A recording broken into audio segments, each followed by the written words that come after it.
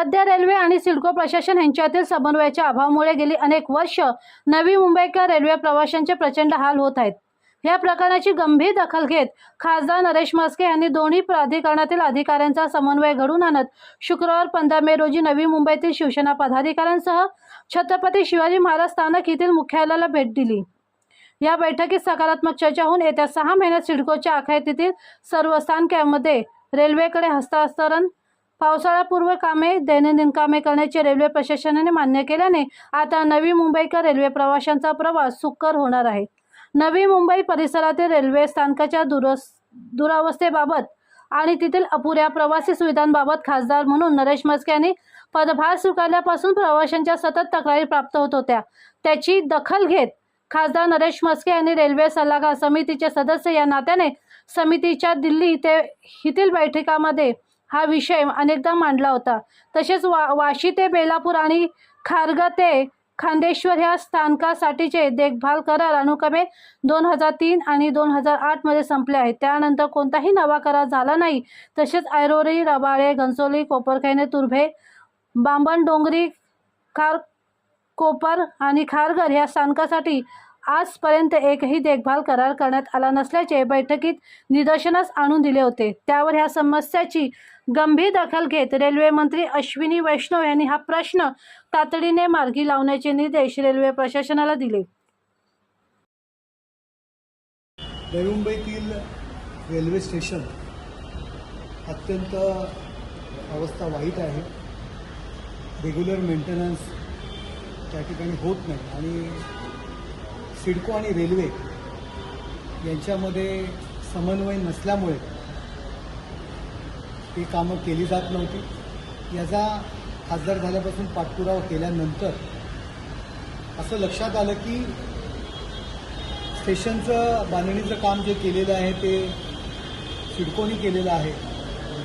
त्यामुळे रेल्वे आपली जबाबदारी झटकत होती, परंतु अत्यंत खोलात गेल्यानंतर 2008 नंतर त्या ठिकाणी रेल्वे आणि सिडकोचं ॲग्रीमेंटच झालेलं नाही आहे। त्याचबरोबर नवीन जी स्टेशनं सुरू झाली, ऐरोली, रबाळे, घनसोली, कोपरखैरणे, तुर्भा, बामणडोंगरी, खारघर या स्टेशनचं तर ॲग्रीमेंटच झालेलं नाही। बाकीच्या मानखुर्द, बेलापूर असेल, त्याचबरोबर सानपाडा, जुईनगर, वाशी, खारघर, मानस सरोवर, खांदेश्वर यांची ॲग्रीमेंट संपलेली आहे। गेल्या कोविड काळापासून सिडको याकडे दुर्लक्ष करते।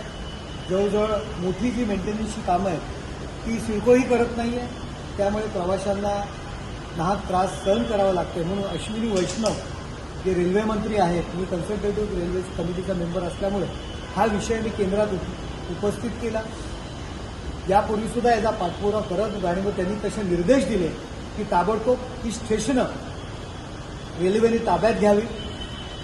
आणि आज सिडको आणि रेल्वेचे अधिकारी यांच्यामध्ये आज ही बैठक घडवली आणि या बैठकीमध्ये रेल्वेने ही नवी मुंबईचं जे काही रेल्वेचं जाळं आहे, जी काही स्टेशनं आहेत ती एका 6 महिन्यामध्ये ताब्यात घेण्याचं शब्द दिलेला आहे। तशा पद्धतीचं ते लेटर काढतायत। त्याचं मेंटेनन्स असेल, पावसाळ्यापूर्वीची सर्व कामं असतील ती कामं रेल्वे करणार आहे। हा मोठा निर्णय झालेला आहे। त्यामुळे प्रवाशांना जो नाहक त्रास सहन करावा लागत होता तो त्रास दूर होणार आहे। एक बाय एक जशा पद्धतीने स्टेशनची कामं पूर्ण होतील तशा पद्धतीने सिडको ती स्टेशन रेल्वेच्या ताब्यात देणार आहे। त्यामुळे ही स्टेशनची कामं कोणी करायची, ही जी काही जबाबदारी आहे एकमेकांवर ढकलत होते ती तो जो काही विषय आहे तो संपलेला आहे आणि येत्या 6 ते 9 महिन्यामध्ये ही सर्व स्टेशन रेल्वेच्या ताब्यात असतील। रेल्वेचा स्वतःचा बजेट असतं आणि त्या बजेटमधून ही सर्व मेंटेन होतील आणि प्रवाशांची जी काही गैरसोय होती ती गैरसोय दूर होणार नाही। खूप मोठा निर्णय या ठिकाणी झालेला आहे की याकरता रेल्वे मंत्री अश्विनी वैष्णव जे असतील त्यांनी जो पुढाकार घेतला त्यांचे मी आभार मानेन। आणि त्याचबरोबर सिडकोनी पण आतापर्यंत जी पॉझिटिव्ह भूमिका घेतली त्यासाठी मुख्यमंत्री देवेंद्र फडणवीस असतील, आमचे उपमुख्यमंत्री एकनाथ शिंदे साहेब असतील, यांचेसुद्धा या निर्णयाकरता मी आभार मानतो।